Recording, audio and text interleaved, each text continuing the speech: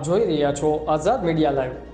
આજરોજ તારીખ 6 December doctor Baba Saheb Ambedkar સંવિધાનના રચયિતાના નિર્વાણ દિને ભરૂચ ખાતે એસએસડી દ્વારા રેલીનું આયોજન કરી સ્ટેશન રોડ ભરૂચ ખાતે આવેલા બાબા સાહેબના સ્ટેચ્યુને ફૂલહાર કરી બાબા સાહેબને શ્રદ્ધાંજલિ આપવામાં આવી।